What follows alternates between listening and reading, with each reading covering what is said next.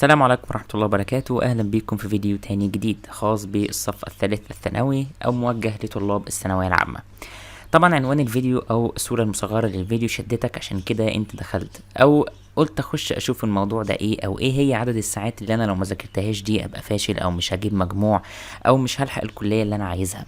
في الحقيقة انا عملت الصورة المصغرة والعنوان بالطريقة دي عشان كتير جدا من الاساتذة، او ما كانش كلهم يعني، بيقولوا للطلاب انك لازم تذاكر 12 ساعة، لازم تذاكر 34 ساعة في اليوم، لازم تذاكر 200 ساعة مش عارف في ايه، وابن خالتك وابن عمتك بيذاكر كتير. ده كلام اولياء اموركم، وصاحبك اللي انت بتكلمه عشان تطمن هو وصل لحد فين بيقولك انا بذاكر 16 ساعة في اليوم وبذاكر 18 ساعة وبنام والكتاب في حضني، وكلام كده ملوش اول من الاخر. انت عمال تسمعه وانت عمال تحبط ويزيدك احباط. كل الكلام اللي بيثار حواليك ده المفروض انك مالكش دعوة بيه. يعني ايه مالكش دعوة بيه؟ كل طالب ليه قدرات خاصة، في حاجة اسمها فروق فردية. يعني ايه فروق فردية؟ يعني ممكن انا اذاكر الحاجة في ساعتين وغيري يذاكرها في 4 ساعات. مش معنى كده ان انا غبي، او مش معنى كده ان انا ذكي وهو غبي، ومش معنى كده برضو ان انا بكروت وهو بيهتم بالتفاصيل. بالعكس، ممكن يكون اللي بيذاكر 4 ساعات ده اقل بكتير من اللي بيذاكر بساعتين، واللي يذاكر ساعتين ده بينجز اكتر بكتير، او عنده قدرة استيعابية اكبر من الاول من الشخص اللي بيذاكر 4 ساعات ده. عشان كده بيذاكر في وقت قليل، او بيقدر يلخص المنهج او الدرس او يحل عليه كتير في وقت قليل. عشان كده ما تشغلش نفسك بالارقام، مالكش دعوه بالكم، مالكش دعوه انت بتذاكر كام ايه في قد ايه، او بتذاكر كام ساعة في اليوم، لان الكلام ده ملوش لازمة، مش هيفيد ومش هيجيب اول من الاخر. وغالبا صاحبك اللي انت بتسأله وابن خالتك اللي مامتك بتقولك عليها او والدك اللي بيقولك على ابن عمك على طول، ده بيبقى كلام مجازي او كلام مفخم مش اكتر. يعني صاحبك عشان يبان ان هو بيذاكر كتير، او بيبان قصادك ان هو دحيح جدا ومقطع الكتب وبياكل الكتب، فبيقول لك انا بذاكر 10 ساعات و12 ساعه و16 ساعه، وفي الحقيقه هو اصلا تلاقيه قاعد طول النهار اونلاين على فيسبوك، وكل ما تخش على ماسنجر تلاقيه اونلاين ومتصل. فمالكش دعوه بيقول لك ايه، ومالكش دعوه بغيرك. قلت لك كل دي حاجات اسمها فروق فرديه، كل طالب بيتميز بيها. انت بتذاكر في ساعه، انت بتذاكر في ساعتين، في نص ساعه، في ربع ساعه بتقدر تلم الدرس. دي قدرتك الذهنيه، ربنا خلقك كده.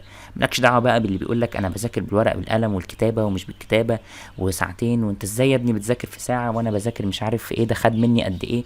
هو ممكن يكون غبي مثلا، يعني مش قصدي الاساءه، بس هو ممكن يكون غبي فبياخد وقت كبير، وانت ممكن تكون سرعه بديهتك سريعه فبتاخد وقت قليل.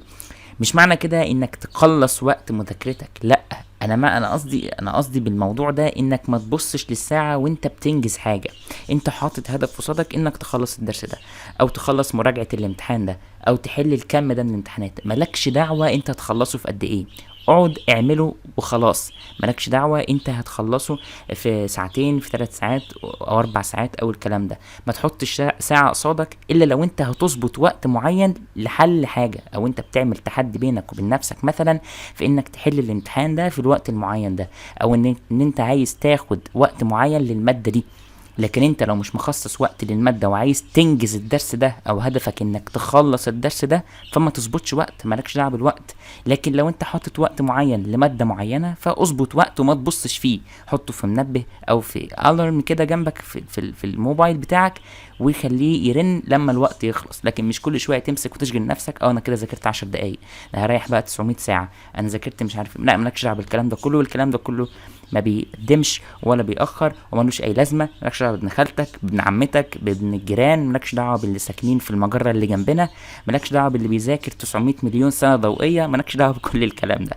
خليك في نفسك، خليك في دراستك، خليك في مذاكرتك، في قدراتك. مالكش دعوه بالفروق الفرديه اللي بتميز غيرك عنك او بتميزك عن غيرك. تمام؟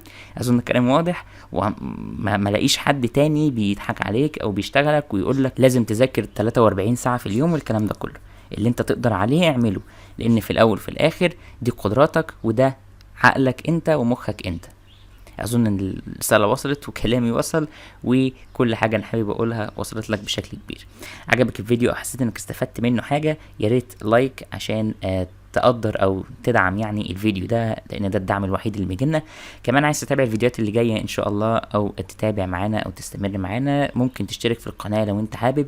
كمان انك تفعل زر الجرس ده هيضمن ليك ان كل حاجه توصل لك اول باول. كمان انا بعتذر عشان الفيديو بشكل صوتي، وان شاء الله قريبا جدا هيكون الفيديوهات بشكل مرئيه لحين توفر بس الامكانيات.